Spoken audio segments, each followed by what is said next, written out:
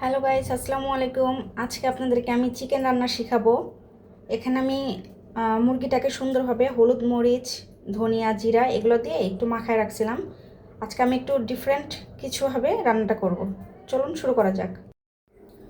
তো গাইস, আমি মুরগিটাকে প্রায় 30 মিনিট আগে মাখায় রাখছিলাম। এখন আমি এটাকে একটু ভেজে নিব।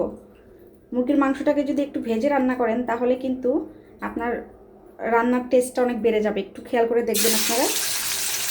হালকা, খুব বেশি না, 2-1 মিনিটের মতো করে ভেজে নিতে হবে। এই তো আমি সবগুলো মাংস দিয়ে দিয়েছি। এখন আমি 1 মিনিট করে পিছু পিছ করে ভেজে নিব।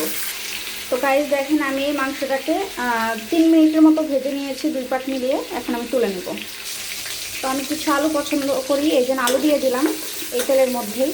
আর অবশ্যই আপনারা মাংসটাকে কিন্তু অল্প আঁচে ভাজতে যাবেন না, তাহলে কিন্তু একদম গলে যাবে। আবার বেশিক্ষণ ভাজবেন না, তাহলে শক্ত হয়ে যাবে। মিডিয়াম আছে 2 থেকে 2.5 মিনিট ভেজে নেবেন।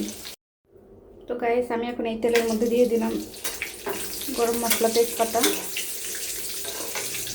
এগুলো একটু নাড়াচাড়া করে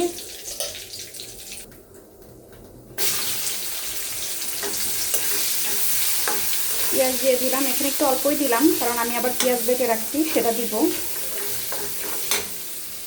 তো গাইস, এই যে পেঁয়াজ একটু ভাজা হয়ে গেছে। এখন আমি এর মধ্যে এই যে পেঁয়াজ বাটা দিয়ে দিলাম। এটা পেঁয়াজ বাটা ছিল। তারপর আমি দিয়ে দিলাম আদা রসুন বাটা। এই পর্যায়ে আমি দিয়ে দিলাম শুকনা মরিচ বাটা। আমি মশলাগুলো ভালোভাবে নাড়াচাড়া দিয়ে এই পর্যায়ে আমি গুঁড়া মশলা দিয়ে দিব। আপনারা দেখেন, আমি কিন্তু বেশিরভাগ মানে মশলা বেটে রান্না করি, যেমন শুকনা মরিচ, তারপরে পেঁয়াজ, কাঁচামরিচ, সব কিছুই আমার এটা ভালো লাগে, রান্নার টেস্টও বেড়ে যায়। মশলাগুলো যেন পুড়ে না যায়, এই জন্য আমি একটু পানি দিয়ে দেবো। এটা কিন্তু গরম পানি। আমি কিন্তু বরাবরই বলি যে রান্নাতে অবশ্যই গরম পানি ব্যবহার করবেন, তাহলে কিন্তু রান্নার টেস্ট বেড়ে যায়। এখন আমি দিয়ে দেবো আমার হাতের বানানো স্পেশাল গরম মশলা। এদিকে মাংস হচ্ছে আর আমি বেগুন ভাজি করব, এর জন্য এখানে দিয়ে নিলাম। তো গাইস, হলুদ, মরিচ, লবণ দিয়ে বেগুনটাকে আমি মাখিয়ে রেখে দিলাম 30 মিনিটের মতো।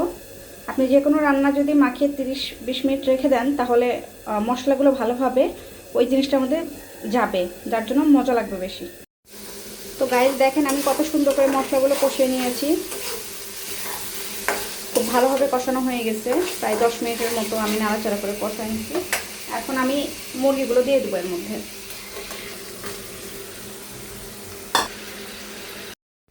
তো গাইস, এই যে প্রায় 20 মিনিট পরে আমি চলে আসলাম।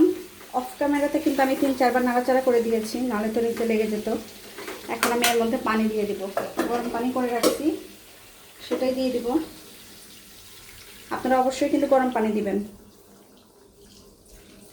তাহলে তরকারির টেস্ট বাড়বে। এটাকে ভালোভাবে সিদ্ধ হতে দিব। এখন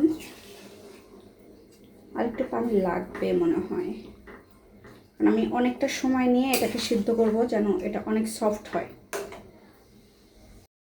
তো গাইস, এই যে সেই মুরগি কিন্তু রান্না হচ্ছে এখনো। আস্তে আস্তে রান্না করতেছি ভালোভাবে সিদ্ধ হওয়ার জন্য। আর এই পাশে আমি এখন বেগুন ভাজি করব। বেগুনগুলো আমি তেলের মধ্যে দিয়ে দিচ্ছি।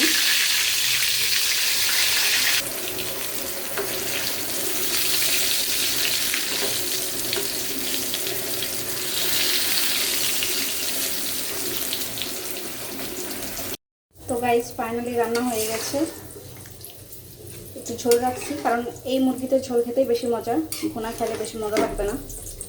কেমন হলো অবশ্যই জানাবেন। আমার রান্নাবান্না কেমন লাগে বলবেন।